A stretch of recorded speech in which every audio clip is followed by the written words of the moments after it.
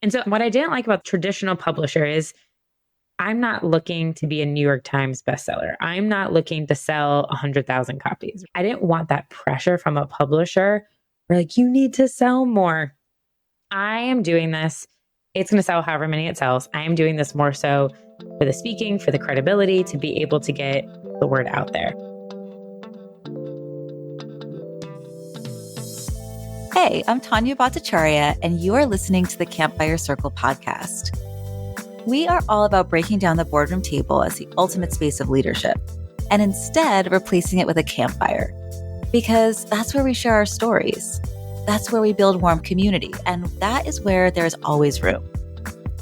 I'm building an impactful business in public through thought leadership, and I'm taking you behind the scenes all along the way.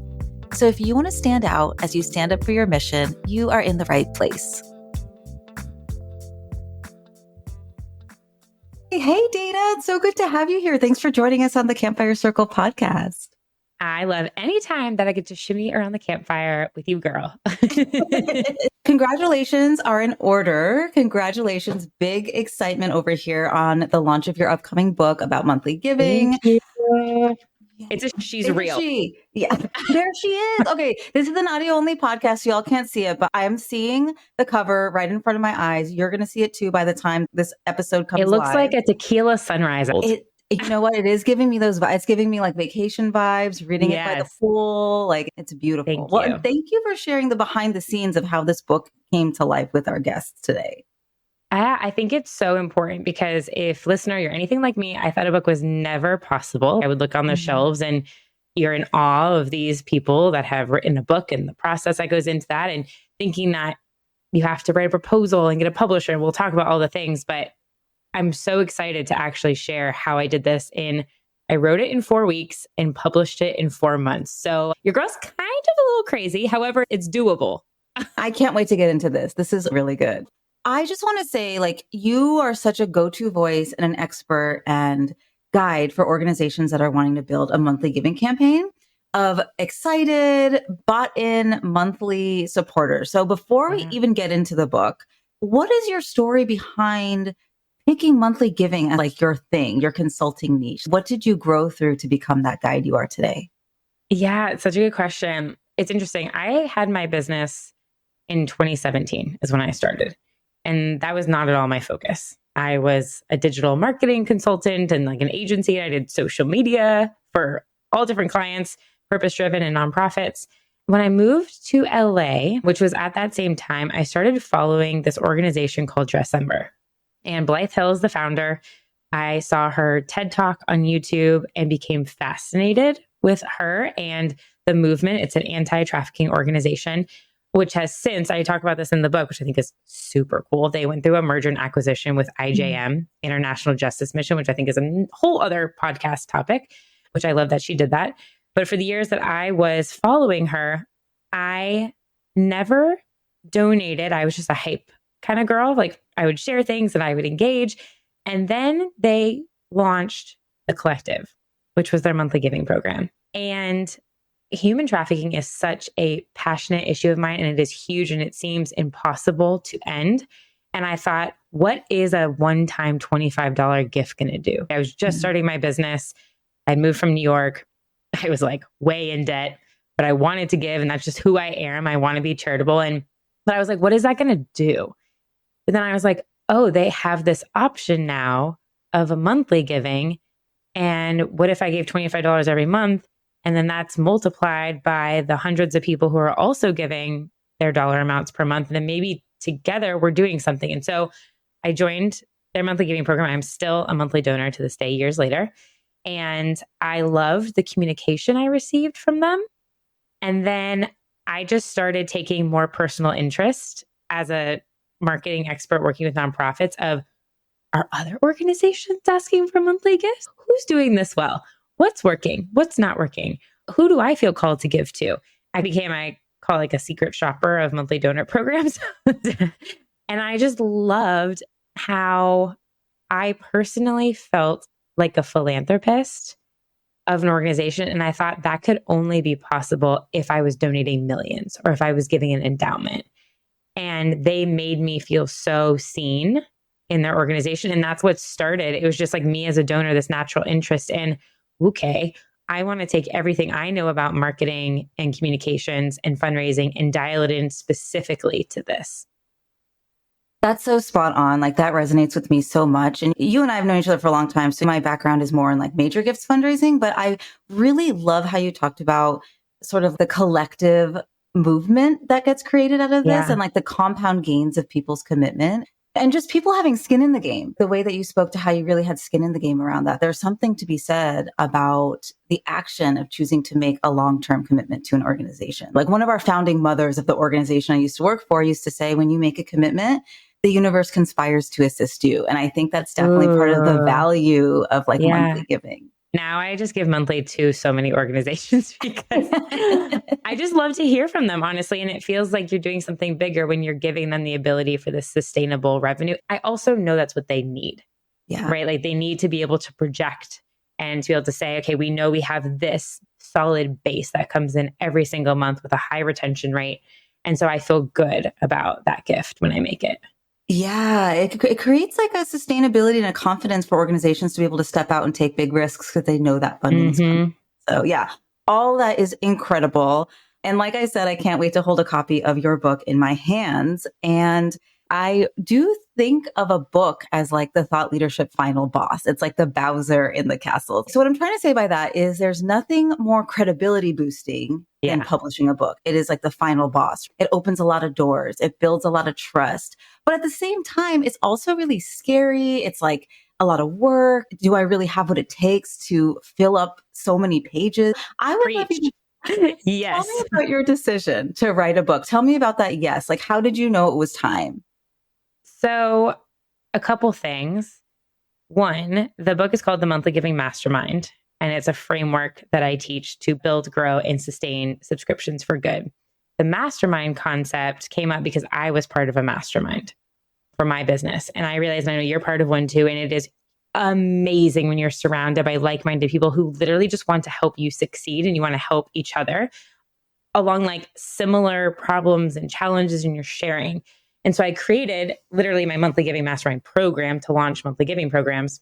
And then I thought, every time we're getting together for a call, there's so many things I wish other nonprofits could hear in this conversation, or an idea that an organization had. I'm like, oh, that's so good. If only like everybody out there could hear about it.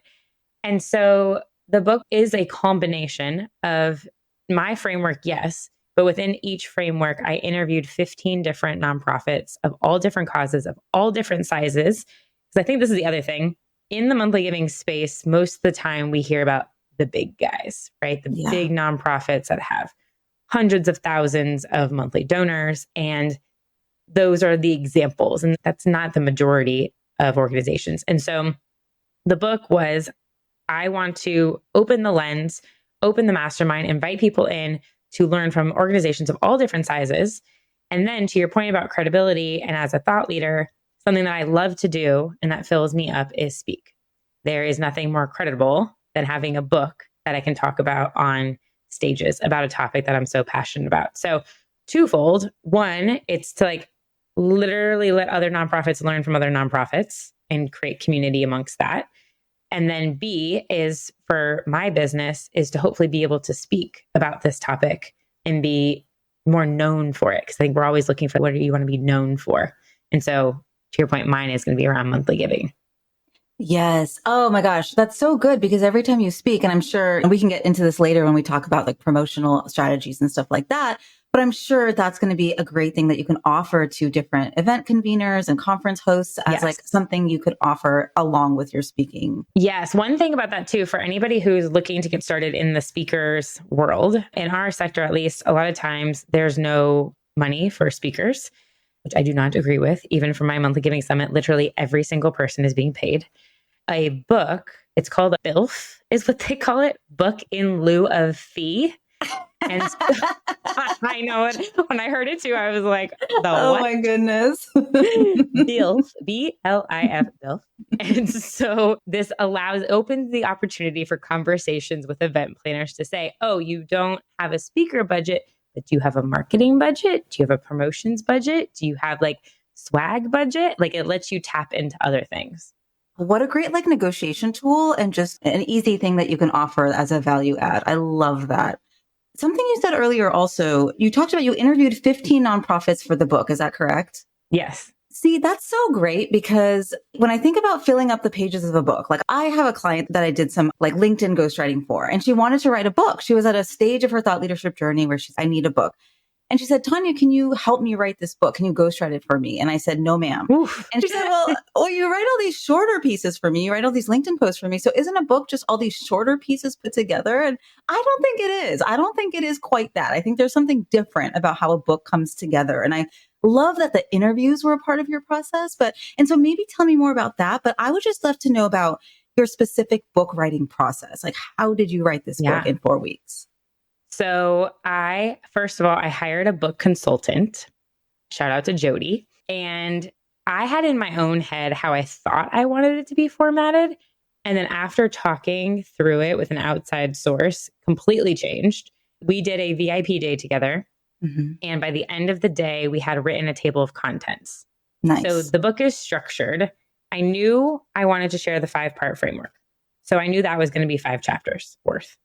And then in those 5 chapters, I knew I was going to pull in case studies, stories from the organizations that matched that framework. So that part was actually the easiest to write because it's something I talk about all the time. And I just had to formulate it into words. Yeah. When you get in the creative groove, and maybe listener, you felt this way, it just flows like when you're writing. And then after the framework, you need to have a beginning and an end. And then the beginning ended up being broken into a couple different things because I wanted to give an introduction. What's it all about? What is the 5-step framework? What's my story? So these all become different chapters at the beginning. What is the subscription economy? Like it all provides context for what we're about to dive into. And when I'm happy to talk about this too, I ended up going with a hybrid publisher. And they said for a book to be marketable on mainstream for a good price point, and for somebody to feel like they're paying for like their money's worth of a size of a book, you need to have about 50 to 60,000 words. And I was like, okay, holy Jesus. But then when we actually went through and we broke down the chapters, which I have a part 1 and I have a part 2, and there's 11 chapters, it breaks it down. And then it feels, if you divide 50,000 by that, it's way more digestible. Right. And then there were some chapters where I was like, whoa, I'm at 5,500 words. Like, how did that happen? But I took it in bite-sized chunks. And that's how I was able to get through it. I think that's so good. And when you said that you wrote a chapter notes about words, when I think about doing a training for an organization, or even when I think about sometimes doing like a solo podcast episode, a training at least is about 5,000 words. So if you listener have ever done a training for an organization as a part of your consulting work or as a part of your nonprofit advocacy work, that's a chapter. Yeah, you definitely have a story in you, listener, I bet. And it's really making the time to write it and put it down. And then I loved the process of having the developmental editors from my publisher because they look at it to see, does this make sense? Does the order of this make sense? And there were certain things where I was like, oh, totally, that should be here and this should be there. But you are so close to it, it's hard to see that. Yeah. And I think the more of an expert you are on a certain topic, the more difficult it is for you to have that objective viewpoint because you're so in it. So actually, I would love to explore this more with you. All of us who deal in content and getting our words out there know that writing is just half the battle. And the other part of the battle is getting it out into the world or distribution. It's a whole nother thing. Yeah. And so tell me about your decision about publishing, because I know there's a couple options that authors can go with, like self-publishing, hybrid publishing, or even pitching a traditional sort of like mainstream publisher. So how did you decide to go with a hybrid publisher? So I was approached by a publisher at first, and we jumped on a call, and I've heard that mainstream publishers, unless you are Michelle Obama, there is no like advance that people might think about getting.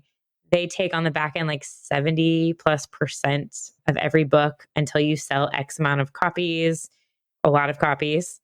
There's not a ton of help with editing, but you still need to hire your own people to do that.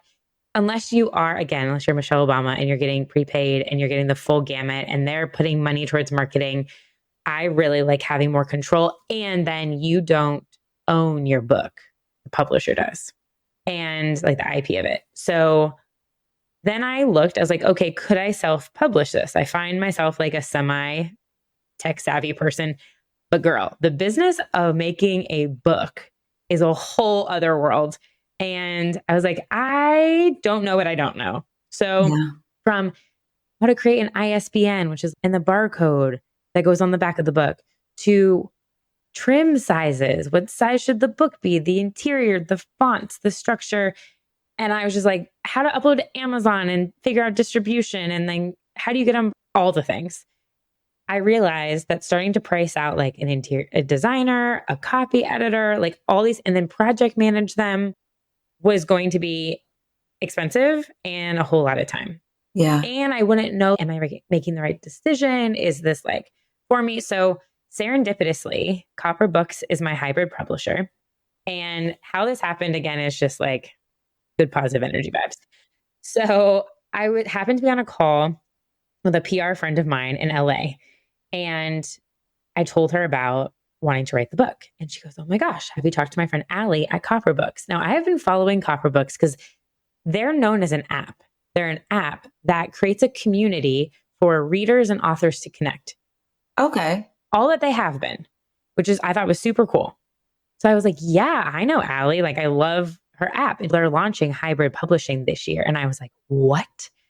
I am their first book that has gone through their hybrid process, like from start to finish. I connected with Allie, and this gets even crazier. So we got on a call and I explained to her what the book was. I had the table of contents. I had the title, everything. And she goes, I have to publish your book. My career started in the nonprofit space in anti-human trafficking efforts because I read a book about it.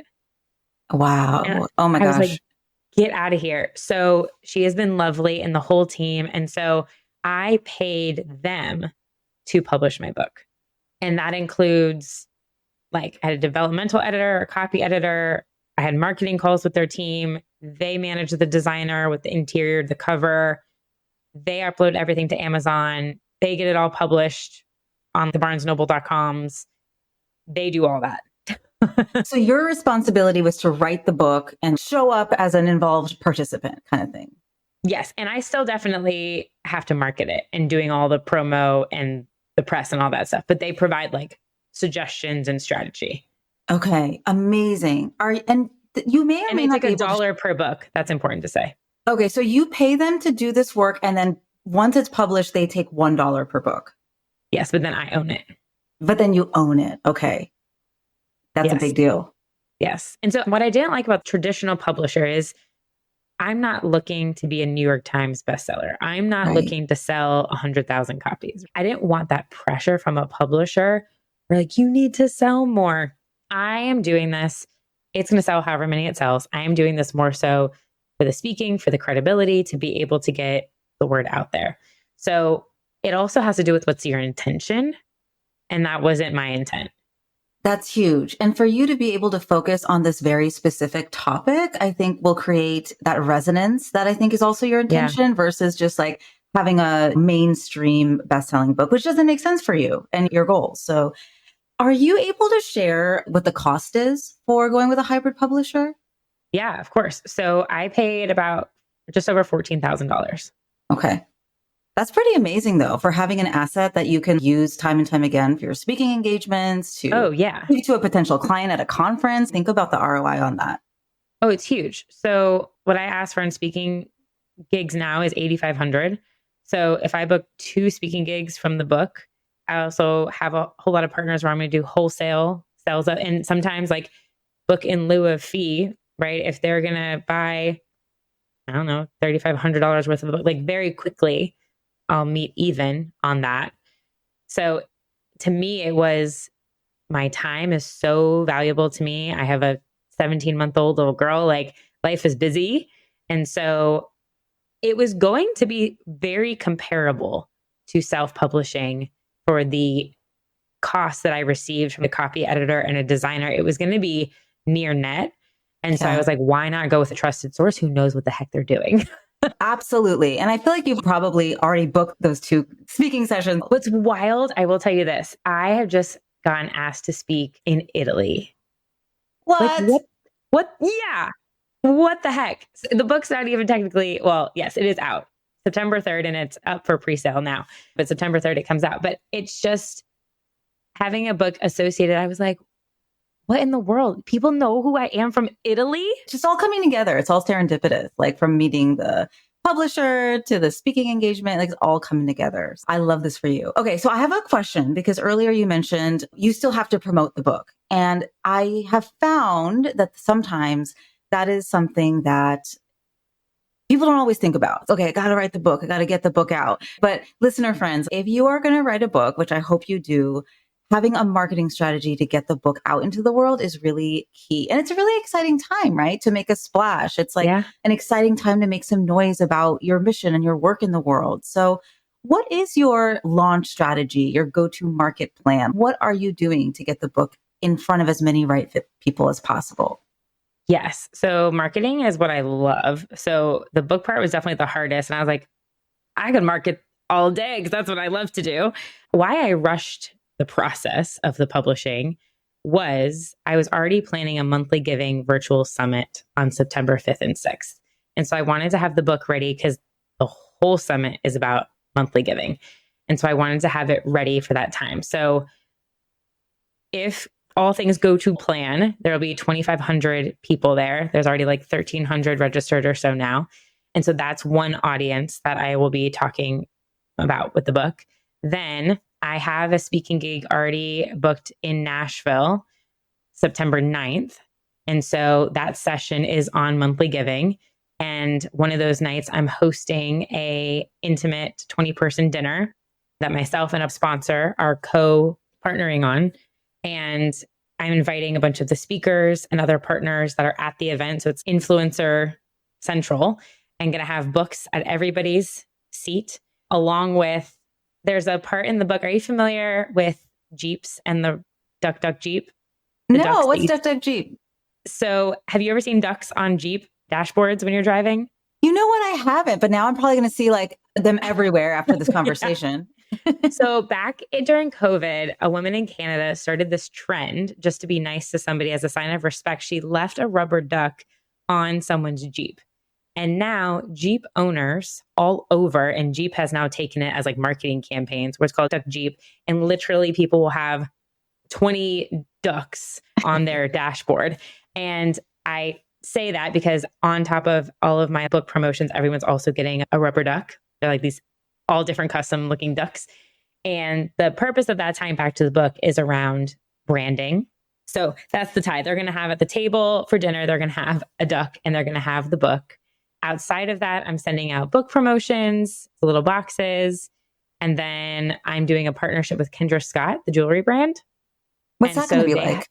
They have give back events in store. It's really about charitable living. And so I love Kendra Scott. If you're not familiar, has $1 billion business. She's been on Shark Tank lots of times. She has very strong give back philanthropy ingrained into her business and specifically around female entrepreneurship. And so I got to meet with them here in Atlanta, and I met with their director of philanthropy. And she said, we do these give back events in store. So you just bring in friends and family. We'll create the invites for you. We provide champagne. It's called sips and sweets and like macarons. And they'll set up a table and you can do book sales. And then 20% of any sales in the store go back to an organization that you select. So super cool. So I'm picking 2 organizations. That one that started my career, Take Stock in Children, in Sarasota, Florida. It's on September 18th. And then I'm doing one in Atlanta on September 7th, supporting the Hope Booth that I am a monthly donor for. That's great. I think that matches so perfectly. Like it's all aligned. You mentioned you were sending out like promotional boxes. Who is that going to? You're one of them. Oh, yay. It's going to, everyone, the 15 organizations that are mentioned in the book. So the nonprofit organizations, and then just friends and partners in the space to amplify awareness about the book. And so Yeah. there's going to be like special note. The rubber ducks are really fun. They all have different personalities. So I'm going to try and match them to the personality of the person. So now I have to think of a really good one for you. Can't wait to see what you choose. But that's great because that's going to be a reminder for me to share your book with all the nonprofits that I'm coming into contact with. So that's brilliant. And it's just a fun way to do that. For sure. Okay, so this is so good. This is so great. So we've gotten up like in the timeline of you wrote the book, you got a publisher, you're promoting the book. So what about after 2024 is over, right? Because this is going to be a part of your sort of like thought leadership ecosystem or thought leadership toolkit forever. Like you are always going to be an author. And so how, and maybe you haven't thought about this yet, but knowing you, you probably have, like how are you going to continue promoting and utilizing and sharing this book in 2025 and beyond? Yeah, something that Allie, my publisher, said, Allie Trollbridge is her name. She's like, think about a book as the most powerful business card you have. So I'm going to have one. And why I designed it, I know you can't see it, user, but it's small. It's meant to be like grip in your hands. It's a paperback. I didn't do hardcover because I travel a lot. And so moving forward, I wanted to be like, hi, I'm Dana. Here's my book. Want to get to know me? There's so much in here that I could never begin to share with you on a podcast or on a stage or whatever, right? It goes into way more depth. So it's going to be used. I hope I sit next to somebody on a plane and they ask me what I do and I can pop one out, right? I hope at speaking gigs that I'll just carry them with me and be able to promote it. I don't know. I hope therefore it opens the doors to the other services that I offer. So in the book, I have QR codes where I provide additional resources and it brings people back to positiveequation.com/book. And then on my book page, there's not only information about how to order it, but I have resources that I'm mentioning in the book. And so it's a direct tie to how to work with me too. That's great. Are those opt-ins? Like, will you get their email addresses as a result of them downloading those resources? So it's super interesting is not on the resources, but for launch. And I guess I forgot to mention this. For anybody who purchases, and maybe I will continue to do this moving forward, during the pre-launch phase, I'm doing like a raffle. So when you order the book, you come back to the site. It has a step 1, step 2. Step 1, purchase the book. Step 2, come back, enter in your order number, first name, email address, and you'll be entered to win 3 months for free of my mini mastermind, which is worth $750, which is coaching calls and social media graphics to promote your monthly giving program. And so I'm doing that as a part of it. Because what's interesting is Amazon does not give you any information about who buys your book. Wow. And so this is my way of trying to understand who are these people that might be interested in the book and how can I communicate with them afterwards. Yeah. And what a great gift. Like what a beautiful tie-in, first of all. It just always all makes sense with you. Even like the raffle items for the monthly giving summit are like a raffle item is 2 months of a VA for 10 hours. And you and I both know how valuable that is for people to get work done. It's gifts for good gift cards. It like everything ties back to what they're trying to do. It's not just random stuff. Yeah, absolutely. So speaking on that, as we move our conversation to a close, so this conversation is coming out September 11th, Wednesday, September 11th. So where are you going to be at in terms of can people buy the book now? Yes. Yep. It is available. Came out September 3rd. So it's just positiveequation.com/book, or you can just search Monthly Giving Mastermind on Amazon or Barnes & Noble. Perfect. And we'll put all of that in the show notes. Are there any other ways that you would love our listeners to connect with you? My jam is your jam, which is LinkedIn. So you can find me there. If you do prefer Instagram, a more colorful video feed of what I do, you can head to Instagram, which is just Positive Equation with 1 E. Perfect. We'll put all that in the show notes. And I'm a little out of practice doing my podcast. And I almost forgot that I ask everybody this question. This is the last question. What is your dreamy vision for the world? Because everybody that comes on this, that sits by us with the campfire is about leaving the world better than they found it. So what is your role in that? How do you want to leave the world better than you found it?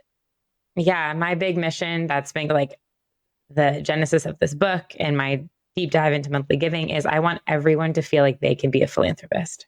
Yeah. And live charitably. That's beautiful. Earlier you said charitable living, and I was like, didn't she mean to say charitable giving? I'm so used to hearing that, but no, it's charitable living. It's embodied and integrated into the way we live our life. Just think about just how that changes how you approach the world, right? Yes. Yeah. Every decision's so different. Every conversation is so different. Yes. What a beautiful lens. And we all know philanthropy just means the love of humankind. So if we just lived that way, what a different world we would have already. Yeah, absolutely. Yeah. I love that. Dana, thank you so much for sharing your wisdom with us. This was such a great conversation. Yay, I'm so glad. Listener, go write that book. You got it. You've got it. Here to answer any questions. That book is inside of you. So can't wait to read it, friends. Thanks, Tanya. Thanks, Dana. Bye. Okay, so you've heard from us. Now I want to hear from you. Leaving a review helps us so much in growing our reach and supporting more folks with this podcast. And even better, I would love for you to send me a note on LinkedIn with your takeaways from this episode. I cherish and respond to every message, so I can't wait to hear from you. And if you want to go even deeper, check out the show notes to take your next step.